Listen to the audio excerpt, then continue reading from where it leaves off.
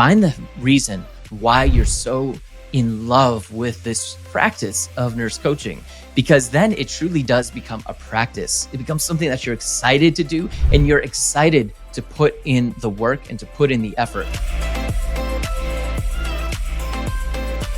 Nurses, nurse coaches, welcome back to the Nurse Coach Collective's podcast. Today, you have me here with you. My name is Peter Giza. I'm a registered nurse, board certified nurse coach, and co-founder of the Nurse Coach Collective. Today, I'm talking about the number one thing that boosted my confidence as a new nurse coach. The reason I'm talking about this is because I got a call the other day with about 50 newer nurse coaches. And one of the questions that came up just again and again was this idea and this theme of, how do I overcome my fears? How do I overcome my doubts? How can I gain more confidence as a nurse coach? This is something that we want, right? If you're getting into a new specialty, you're having doubts, you're having fears, you're wondering, am I good enough? Am I actually helping somebody inside of this? And so there's this obvious desire for us as professionals to accelerate that process of moving through those fears and doubts so we can get to that highest level of competency in the shortest amount of time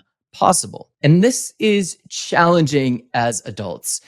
If you look at whatever you learned when you were a kid, so maybe you learned piano, maybe you were really good at sports, maybe you did something artistic, but whatever it was, we often forget that as children, we have all of this time to devote to this thing. And so we forget about this whole process of learning that goes into getting really good at something. So when we're learning as an adult, we can't neglect the fact that in order to get really good at something, there really is no secret and no shortcut. The secret and the shortcut is simply a willingness to be able to put in the time and to put in the work to get good at that thing. I will start there because I do believe that's an important piece, which is not neglecting the amount of time and effort it takes to get good at something.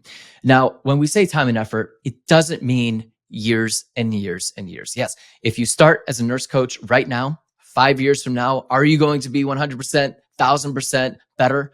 For sure. But you don't have to wait years and years to begin to build that level of internal confidence. So that way you can pretty much coach anybody, anywhere, anytime with a high degree of confidence. The trick really is being willing to put in the time and the effort. But here's a problem. When we consider work, most people consider work and they're like, oh, work, right? Nurses think about work and they're like, oh man, I got to go to work again. I don't want to do that. I don't want to wake up. I don't want to go to another night shift. I don't want to go to another job that's going to drain me. I'm tired of helping the same people go through the same chronic problems and not feeling like I'm getting anywhere. Friends, I get that. When you are burnt out, when your body hurts, when you experience moral injury, when you're feeling like you're not making a difference in the lives of your patients, or when you feel like you're part of the system that really isn't helping people, work can begin to feel and to be something that is unhealthy. However, one of the interesting things about becoming a nurse coach is that it flips this concept of work into something that is actually exciting. So when I became a nurse coach, I could not get enough of it. I did double the amount of hours required in my practicum. I gave away hundreds of hours of free coaching to individuals, to groups. I could not get enough of this work. And so what that meant was, for some nurse coaches, maybe you only have time to put in an hour or two a week, right? For me, I was putting in 8 to 10 hours of coaching every single day, over and over on repeat like clockwork. And so I was able to get to a point much faster than a lot of others simply because I was able to put in the practice hours to get good.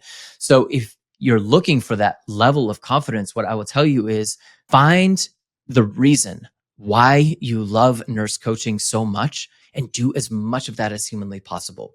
Maybe it's working around a specific topic. So maybe you're super into nutrition, or maybe you're really excited to help a certain population. Like maybe you want to help postpartum moms, or maybe you want to help people who are transitioning into retirement to live a more fulfilling life in their retired years. Whatever it is, find the reason why you're so in love with this practice of nurse coaching, because then it truly does become a practice. It becomes something that you're excited to do, and you're excited to put in the work and to put in the effort. So that's the first thing that I'll say. Find the thing you love about nurse coaching and do as much of that as humanly possible, because that allows you to continuously show up session after session, day after day, week after week, until you get to that level of competency and confidence where all of a sudden you're like, oh man, like these sessions, I just feel so good inside of them.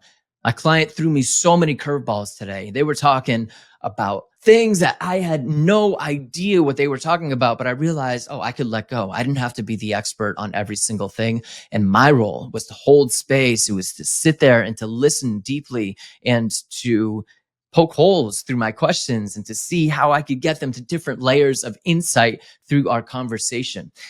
And that all comes through having that deep layer of confidence that can only come through practice. So, friends, I really want to reinforce that there really is no shortcut when it comes to confidence. We have an adage: confidence is created. And so, what does that mean? Well, there's the fake it till you make it mentality, but that only works if you are actually putting in actions. So, I could show up to a nurse coaching session, but if I'm only having like one session a month, then if I show up to that session, I'm like, yeah, I'm going to fake being really confident today. Well, I might try to fake it, but the truth is that until I practice again and again and again, that confidence isn't going to be embodied inside of me. I'm a guitarist in my other life, in this life as well, but I play guitar and I sing. And this past week and a half, I've been sick, had a little bit of an upper respiratory thing going on. And what I noticed is when I came back, I was playing yesterday, there was a part of me that I was like, man, I'm still confident. Like I know all these songs like the back of my hands, but I didn't have that muscle memory. I didn't I didn't have that ability to just, man, turn it on. And I had to take a few moments to drop in. But once I did, like it all kind of came rushing back and that level of confidence started to come out in a different way. And the same is true about putting in the work for nurse coaching. But I really do think that's the ticket, y'all, is finding a way to reframe work, not as something that you have to do, but when you love the work, yeah, there's going to be moments where it sucks, moments where it's hard, moments where there's obstacles. But for the majority of time, when you get to reframe it as your life's purpose and this way to bring your greatest gifts as a healer to the world, then work becomes really the manifestation of why you're here on planet Earth, why you are a nurse in the first place. For myself and for so many other nurse coaches, this is what we see again and again is like when you get into this work, you're like, it's like this light bulb goes off and you're like, wow, this is the whole reason why I became a nurse in the first place. And then when you can even fine tune that even more, and find the population of people that you want to work with and to find the topics that really light you up to coach around, then the work doesn't become work. The practice doesn't even feel like practice. It just feels like fun. It feels like the reason why you want to wake up in the morning. And when you can do that, when you can get into that state, and man, you can just load your calendar up and you can get in so much practice. And then in less time than you can imagine possible, all of a sudden it's like, boom, you're super confident, you're super good at this work, and you can show up with those levels of confidence and skill in any type of conversation, in any type of setting. So friends, I that for me has been the ultimate hack, figuring out how to make work feel as though it is my deepest purpose and the manifest and able to manifest why I am here. And then that allows me to put in the hours, to put in the time, and to put in the effort to get really, really good at that thing. Y'all, from the bottom of my heart, I hope that you find that thing that allows you to show up in a different way, to show up with that level of love inside of your work and to enjoy it in a brand new way. So you can put in those practice hours and just feel those ultimate levels of confidence. Thanks for joining in, and we'll see you in the next episode.